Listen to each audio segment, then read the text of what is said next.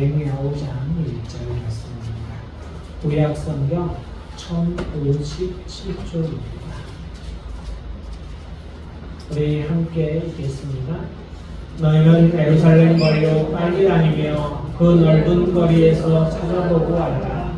너희가 만일 정의를 행하며 진리를 구하는 자를 한 사람이라도 찾으면 내가 이 성읍을 용서하리라.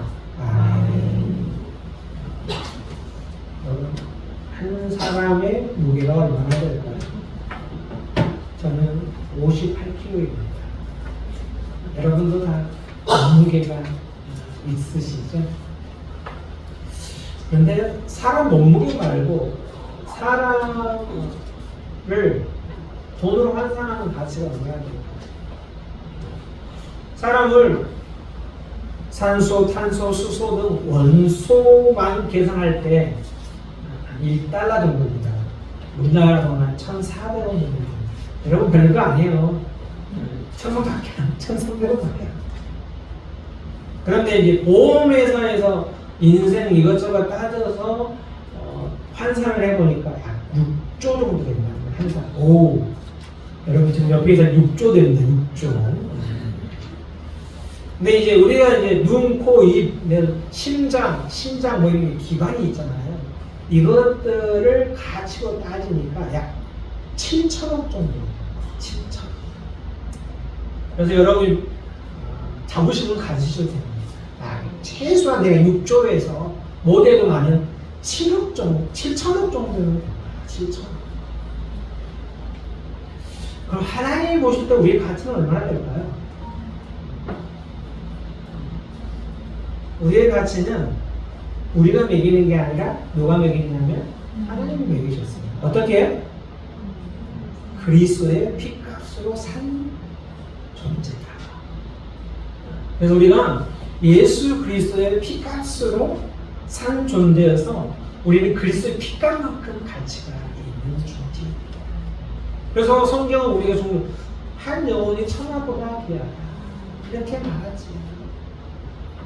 특별히 한 영혼이 하나님을 만나서 하나님의 백성이 되고 하나님의 자녀가 되어서 하나님의 일꾼이 되어 하나님의 영광에 살아가게 된다면 그 가치는 세상의 어떤 돈으로 환산할 수 없는 어마어마한 가치를 가지게 됩니다.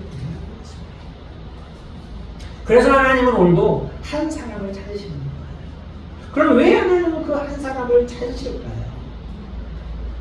하나님께서 한 사람을 찾으시는 이유는 오늘 심판을 선포하면서도 정의를 행하고 진리를 구하는 사람이 있다면 어떻게 하신다? 그 성읍을 용서하시겠다. 그래서 한 사람을 찾으시는 것입니다. 그러니까 하나님이 지금 진노 중에도 자비를 베푸시기 위해서 한 사람을 찾으시겠다. 이게 하나님의 선포이지. 하나님께서는 선자들을 보내셔서 오늘도 에레미야를 보내셔서 심판을 선포하십니다. 그러나 하나님의 진심은 뭐냐면 너희를 심판하고 멸망시키고 너희를 괴롭게 하는 것이 내 본심이 아니라 내가 그 한 사람을 통해서 너희들을 용서하고 너희들이 돌이켜서 돌아오기를 바라는 마음에 내가 한 사람을 찾고 있다.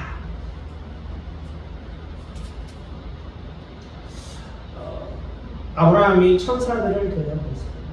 근데 그 천사들이 아브라함이 이렇게 말하는 거야. 우리가 지금 그 소돔과 고모라 성에 가서 그 성을 알아보고 멸망시키려고 한다. 그때 아브라함이 누가 생각이 났어요? 조카 롯이 생각이 난 거예요. 그가 지금 소돔 성에 거하고 있고. 그래서 천사들에게 말해서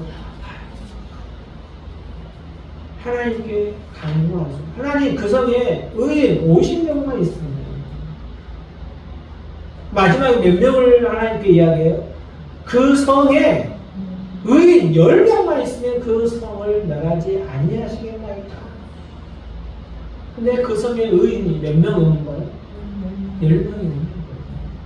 그 성에 의인 10명이 없다는 것은 오늘 하나님이 찾으시는 그 한 사람이 없다는 거예요. 결국 그 성은 하나님이 찾으시는 한 사람이 없어서 멸망당하고 말았습니다.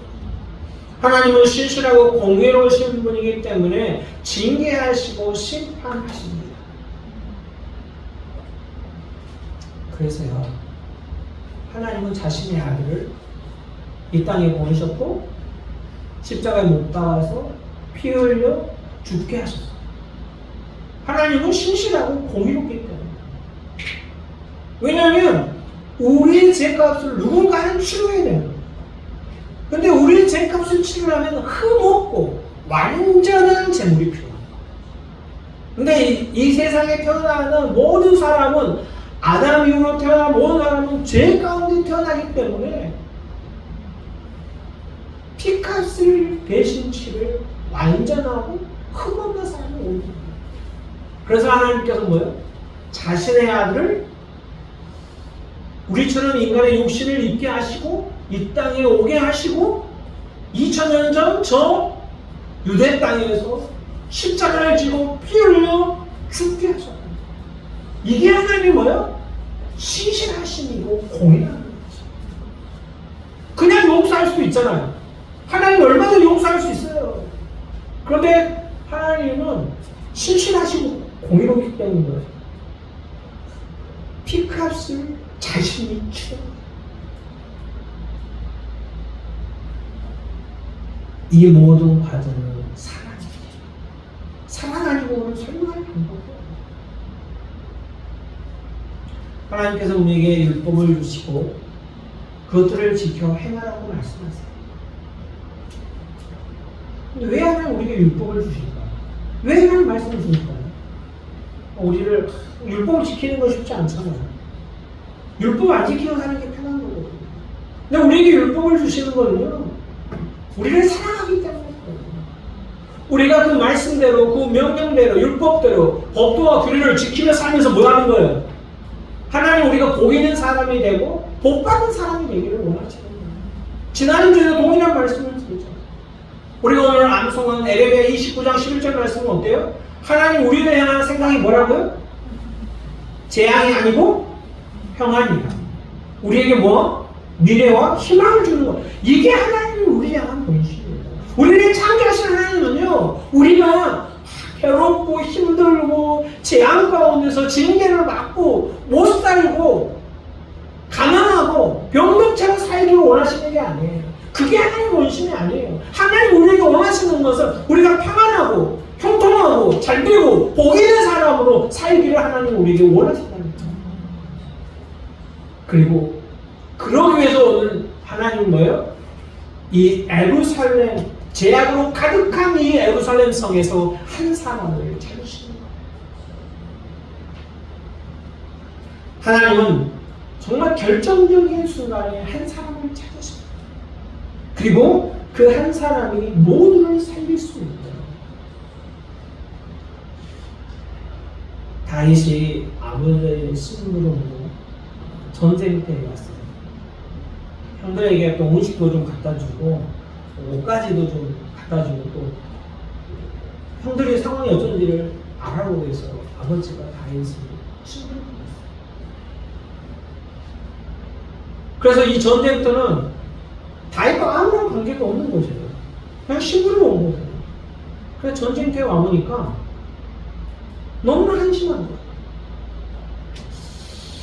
그래서 이 전쟁터가 다윗의 전쟁터가 됩니다. 그가 골리앗 앞에 나아갑니다. 누구도 기대하지 않았겠죠? 아니, 염려했을 거예요. 저 10대인 저 친구가 왜 이렇게 무모하지? 여러분 무모하다고 생각하지 않겠어요? 아니, 어떤 사람은 이렇게 생각할 거예요. 저 친구 정말 거만하고 오만하네. 세상을 만만하게 생각하네. 이렇게 마음속으로 다윗을 질책하고 있는 사람들도 있었어요. 그런데 그가 골리앗 앞으로 나아가 여러분 다윗은 죽음이 두려웠을까요? 두렵지 않았을까요? 10대에 치길까요? 제 생각에는 다윗도 두려웠을지 몰라요. 그도 죽음이 뭔지 알았어요. 이 전쟁터는 놀이터가 아닌 삶과 죽음이 있는 현실이었던 거예요. 그런데 다윗은 그 죽음을 넘어서서 두려움을 떨치고 나간다. 왜 그랬을까요? 다른 거 아니에요. 죽음보다 더 크고 강하신 하나님을 보았기 때문에. 그는 하나님을 보았습니다. 골리앗이 키가 3m가 됐는지 그거 보지 않았어요. 그가 어떤 무기를 취했는지 보지 않았어요. 그가 얼마나 용맹한 사람인지 그거 생각하지 않았어요. 그럼 누구를 봤어요?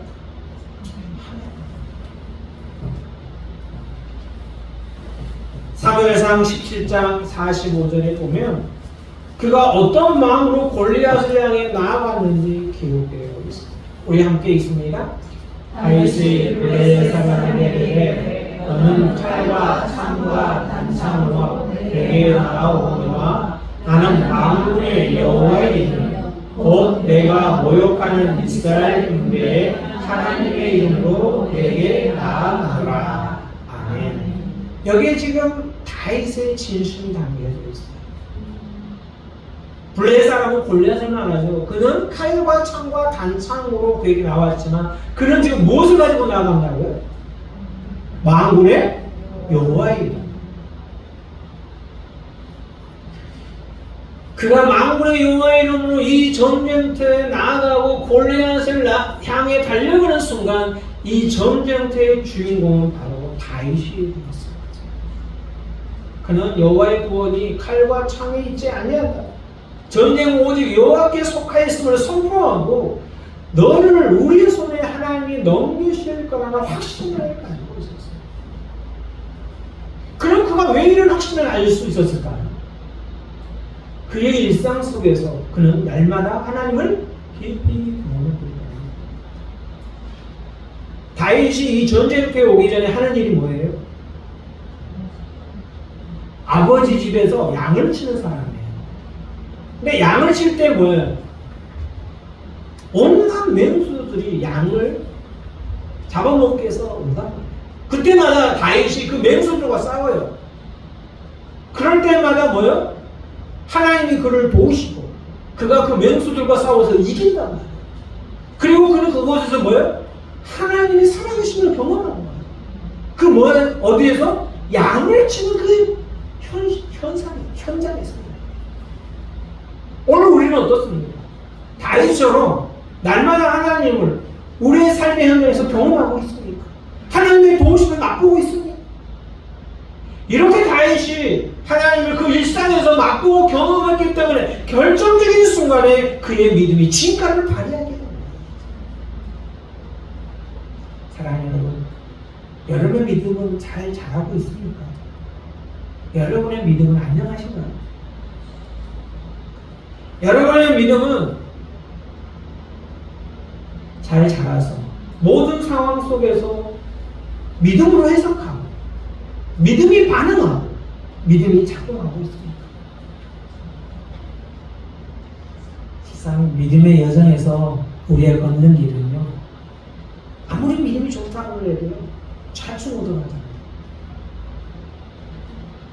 내 믿음이 진짜인지 가짜인가?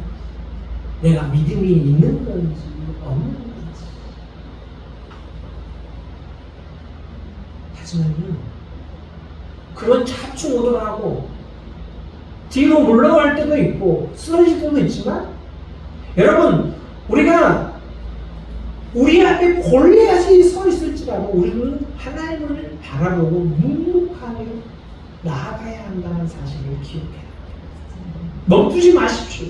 여러분, 믿음의 길을 멈추지 마십시오. 여러분 앞에 골리앗이 서 있고 여러분 앞에 홍해가 있을 수도 있고 여러분 앞에 여리고성이 여러분을 가로막을 때도 있을 거예요.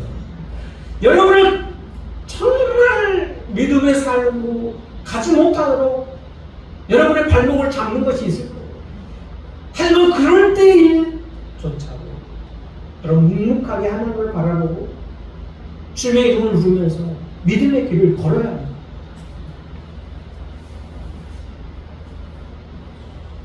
그래서 여러분 다윗을 골리앗을 쓰러뜨리고 믿음의 영웅이 되었듯이 여러분이 다 예수 그리스도 안에서 믿음의 영웅으로 우뚝 서기를 간절히 주님의 이름으로 축복합니다.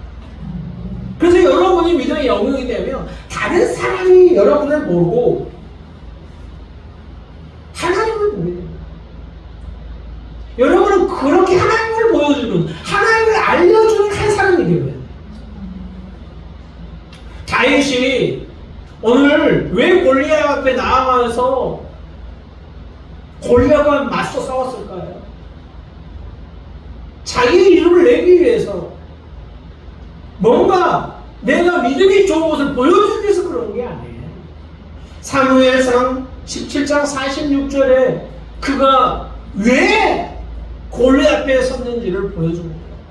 자, 우리 붉은 글씨 한번 읽어보겠습니다. 온 땅으로 아멘. 다윗이 목적한 바가 이거예요. 그가 골리앗을 쓰러뜨릴지는 모르지만 그가 그 골리앗을 쓰러뜨릴 거라고 믿고 나아간 이유는 내가 온 땅으로 이스라엘에 하나님이 계신 줄을 알게 하겠다. 그게 그의 목적이에요.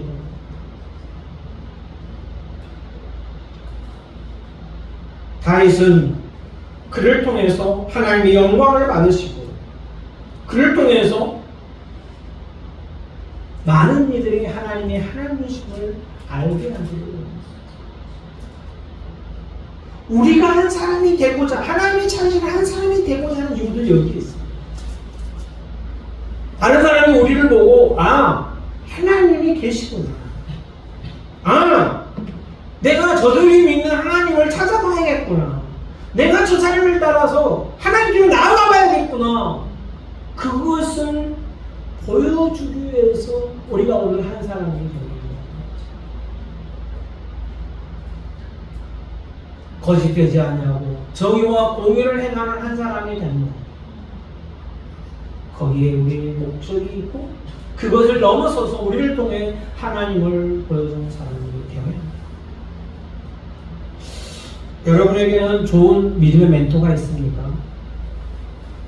여러분이 보고 배우고 싶고 따르고 싶고 닮고 싶은 사람이 있느냐? 우리 교회 아니어도 괜찮아요. 우리 교회 안에 있으면 더 좋고. 나는 주위를 둘러보니까 내가 보고 배우고 내가 따르고 싶은, 닮고 싶은 사람이 없네. 그럴 수 있어요. 그럴 때 우리가 어떤 결심을 해야 되냐면 내가 좋은 멘토, 믿음의 멘토가 돼야겠다. 이런 결심을 해야 돼요. 이 길은 무척이나 어렵습니다. 오늘 하나님이 찾으시는 그 한 사람의 모습, 진리를 행하고 공의를 행하는 사람, 거짓을 멀리하고 구별된 사람, 하나님의 영광을 위해서 다윗처럼 용감하게 나설 믿음이 있는 사람, 이 사람이 좋은 믿음의 멘토가 되는 것입니다.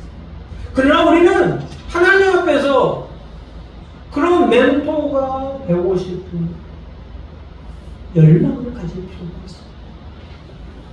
그냥 되는 대로 신앙생활 하다가 죽어서 천국 가야겠다. 그렇게 그냥 안 살았으면 좋겠어요. 주일날 되면 교회 가고 목사님이 설교 한번 듣고 헌금할 거 있으면 헌금 막 그렇게 살다가 편히 그냥 신앙생활을 좀 이런 생각 버리셨으면 좋겠어요.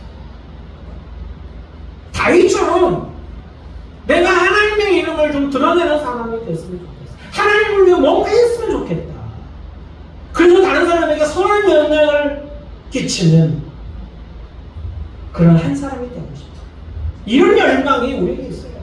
우리가 그런 열망을 가질 때 하나님은 결코 우리를 외면하지 않으시고 우리를 지키시고 우리를 인도하셔서 그런 사람이 되도록 하실 줄을 믿습니다. 우리가 그런 상황만이 오늘 좀 필요해요. 실상 저도 그냥 이렇게 목회하지 뭐. 적당히 하지 뭐. 그런 생각이에요. 그러나 하나님은 그런 게 아니에요. 내 목회가 중요한 게 아니에요.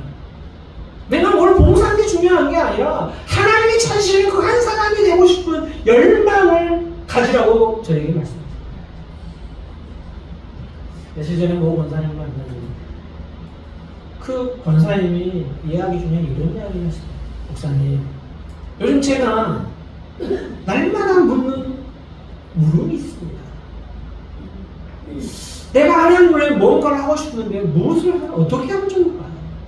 이것을 하나님께 묻는다. 여러분은 어떠세요? 이 물음이 우리에게 필요해요. 내가 하나님을 위해서 무엇을 하면 좋을까? 내가 하나님을 위해서 어떤 것을 하면 좋을까? 내가 무엇을 할 수 있을까? 우리 날마다 그런 질문을 하며 살아야 돼요.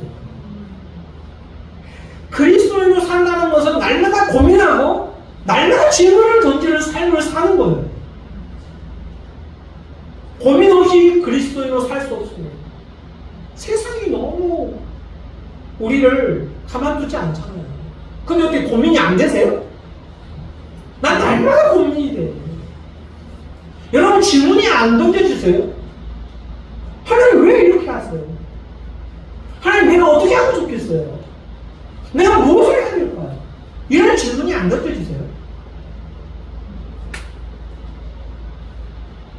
우리가 하나님 찾으시는 한 사람이 되고 싶은 열망과 사모하는 마음이 없기 때문에 이런 질문과 고민을 하잖아요.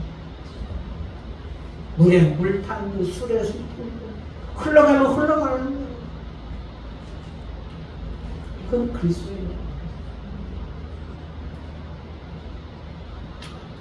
오늘 우리는 끊임없이 물음을 던지면서 하나님이 원하시는 한 사람이 되기 위해 몸부림을 쳐야 해요. 그렇게 해서 우리가 다른 사람에게 뭐예요? 다윗처럼 뭐예요? 복음의 통로가 되어야 돼요. 축복의 통로가 되어야 돼요. 말씀의 통로가 되어야 돼요. 그래서 나를 통해서 한 사람이 세워져 가야 돼요. 교회 안에 정말 다른 사람을 무너지게 하는 사람들이 너무 많은 거예요. 다른 사람에게 다른 사람이 신앙하고 성장하는데 해방꾼이 된다면 그 사람은 하나님이 찾으시는 한 사람이 아닙니다. 여러분 옆 사람에게 여러분은 어떤 영향을 미치고 있습니까? 나의 하는 행동이, 내가 하는 말이, 내가 가진 믿음이 옆 사람에게 어떤 영향을 미치고 있어요? 우리는요, 한 사람을 세우기 위해서 썩어지는 하나의 믿음, 내가 썩어져서 한 사람을 세워가, 한 사람의 세워짐을 위하여 그 세워짐이 계속 이어져가는 이런 소망을 갖는 믿음의 사람, 하나님이 자신을 한 사람이 되기를 주님의 이름으로 축복합니다. 한 사람 별거 아닌 것 같지만 세계 역사도 보면 한 사람을 통해 역사가 바뀌는 것 같습니다. 여러분 히틀러 아시죠? 세상이 달라졌어요. 여러분 아브라함 링컨 아세요? 그 사람 때문에 세상이 달라졌어요. 여러분이 아는 어떤 한 사람, 그 사람 때문에 나라가 달라져요. 우리나라도 그런 사람이 있잖아요. 이순신 장군. 이순신 장군 없었으면 우리나라 없었을 것 같아요. 세종대왕 같은 분. 한글 만들어서 우리 글 쓰잖아요. 나라를 변화시킵니다. 여러분 6.25 때 가장 기억에 남는 군인 한 명 있죠. 누구예요? 우리나라 사람 아니고 그 사람 없었으면 이 나라가 해졌을 거예요. 어떤 한 사람, 그 사람이 악한 사람으로 인하여 많은 사람이 피를 흘리고 세상이 피바닥 받을 수 있어요. 그러나 어떤 한 선한 사람, 그 사람을 통해 모두가 살고 모두가 행복될 수 있어요. 하나님 오늘 한 사람을 찾으시는 것은 정의와 진리를 구하는 한 사람, 다른 사람의 영혼을 구원하는 한 사람, 세상을 멸망으로 지키는 그 한 사람을 찾고 계십니다. 이 부름에 우리가 응답하기를 소원합니다. 하나님, 내가 진리와 공의를 행하는 그 한 사람이 되겠습니다. 이런 비전과 꿈을 꾸는 저와 여러분이 되기를 소원합니다. 그런 의미에서 우리 에레미야 5장 1절 읽고 마치도록 하겠습니다. 너희는 예루살렘 거리를 빨리 다니며 그 넓은 거리에서 찾아보고 가라. 너희가 만일 정의를 행하며 진리를 구하는 자를 한 사람이라도 찾으면 내가 이 성을 용서하리라.